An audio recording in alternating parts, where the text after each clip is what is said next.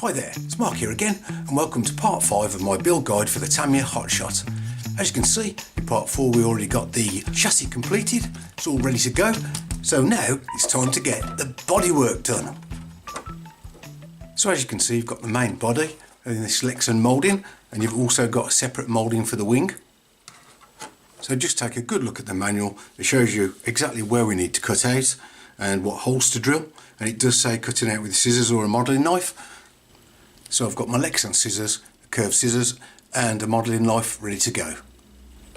The first thing I did, you might be able to see, is I've drawn a black line around the cut lines.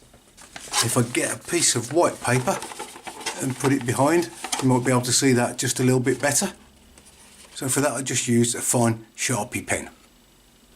So I'm going to be cutting most of this out using the score and snap method. So you need a sharp knife and you need to score along those cut lines. And as I said, if you get a piece of white paper and put it behind the body, it makes it a lot easier to work out where those lines are. A lot easier to see from my old eyes, that's for sure. So basically, yeah, just get your knife, find the line. Do not put your fingers directly behind, just in case you do go through the polycarbonate. And basically, follow the line very carefully, making a score.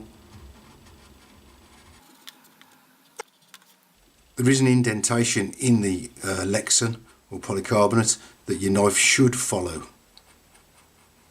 Just take it nice and steady. Get around this curve.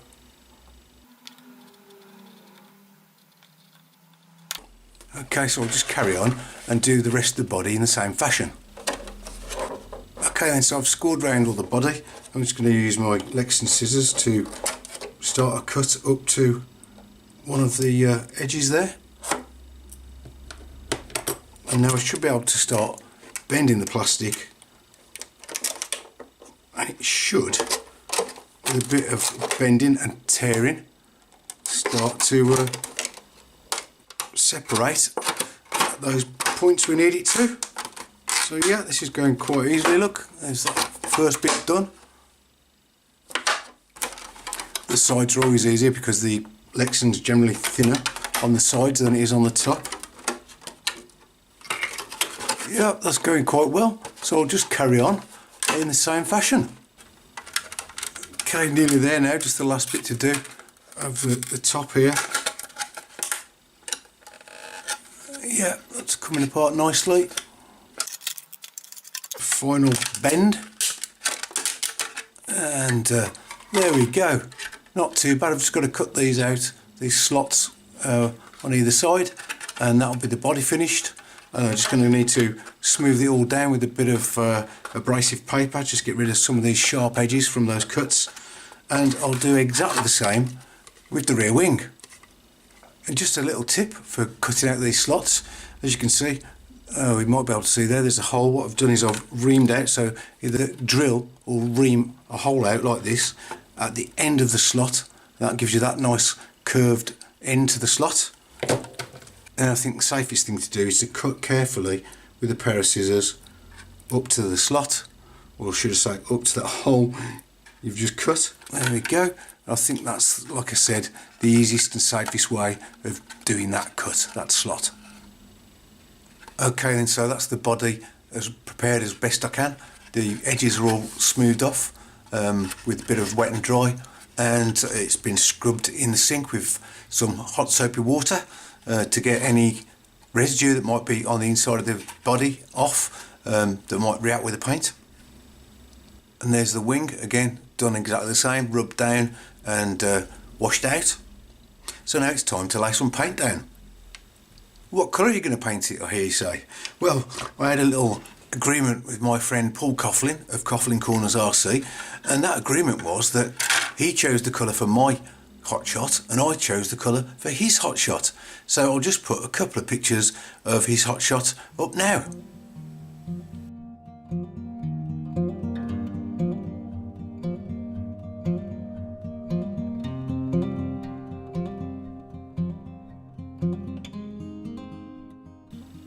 So as you saw, I chose white for his Hotshot, and I think it does look particularly good with those red wheels on. I hope you will agree. And the colour that he chose for mine was green. So here we have PS17 metallic green. So I'll go and lay a couple of very light coats down on the inside of this now, and I'm going to back it with PS1 white. Okay, then we'll just lay down a very fine dust coat.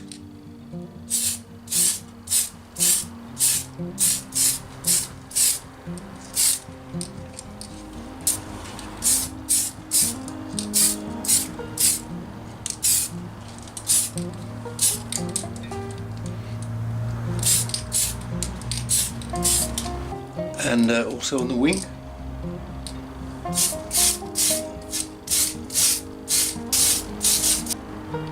Okay, that'll do for a first coat. Now that's about 3 coats of the green on. It's still a little bit translucent, so we'll get some white backing on it now.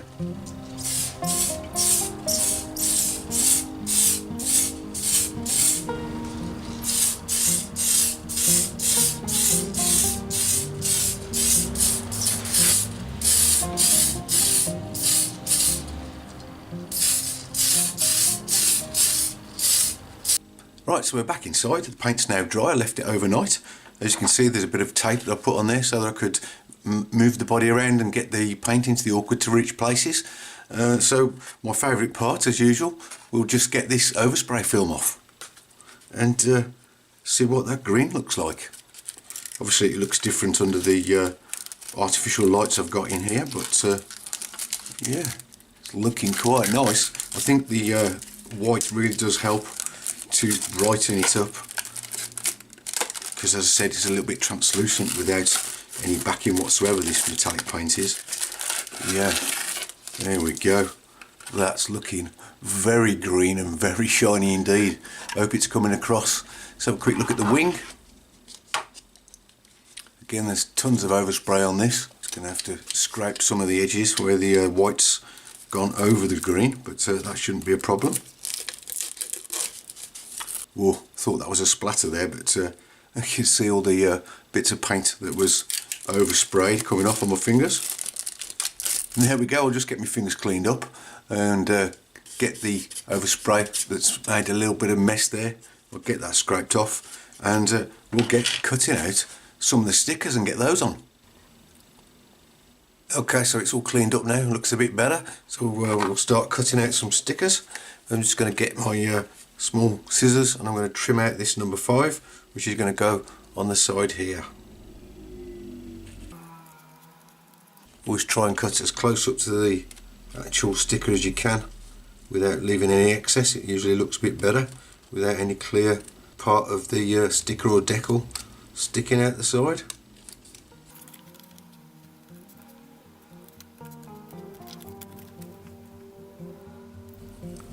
So we'll just peel back the sticker, cut off a small part of the backing. This is how I do them anyway. And again, get it lined up. And when it looks about right, push the first bit down. And then just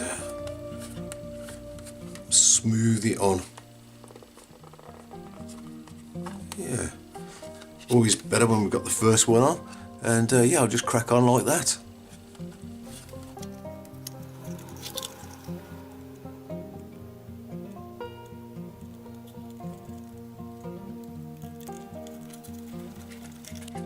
And I think in the manual it gives you pretty much guidance of where to put the stickers, but there are extra stickers or decals included, and you can kind of put them where you want to, really. So yeah, I wouldn't go and get too worried if they're not exactly in the same placement as in the manual. It still looks cool, I think.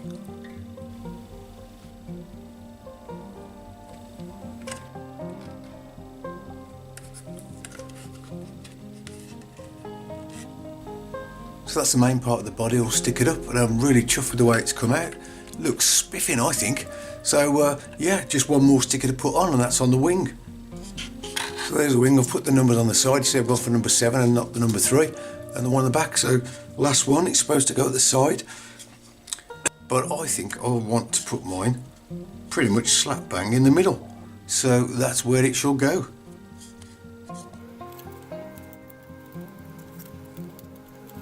to make sure that the sticker goes into that crease there, or that fold on the wing.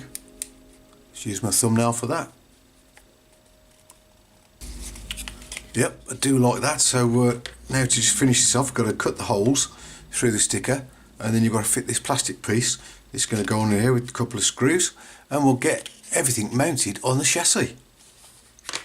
Not forgetting the spotlights, of course. You just stick the two parts of the spotlight together, the top and the bottom. I've painted the back in a matte black, put the sticker on the front, and it's just this one screw. I think it's a 10mm screw with a kind of captive washer in there, and yeah, I'm just going to screw these onto the body. Alright then, time for the final reveal once we get this fitted on. So these clips just clip into this bit of the frame at the back here. Yeah, it goes on quite easily, and then you just get this small R pins and you just put them through those slots into the holes underneath, and that's, yeah, so that's quite easy. But as with everything else on this buggy, it's a bit fiddly to get the body on it. I did struggle. I've tried earlier when I was doing a test fit, and yeah, you've got to line up these slots at the front in the brackets for the sway bar there.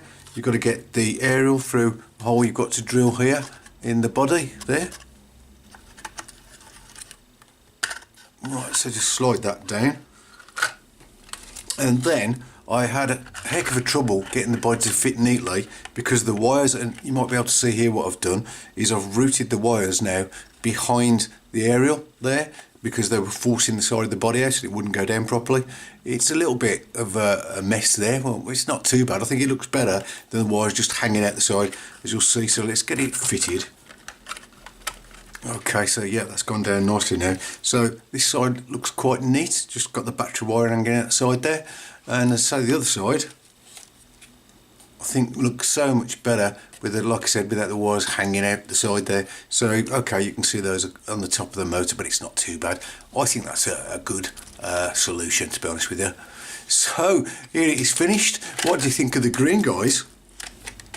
Just pop the R-clip through that aluminium mount there, and that'll hold it on hopefully. So yeah, what do you think?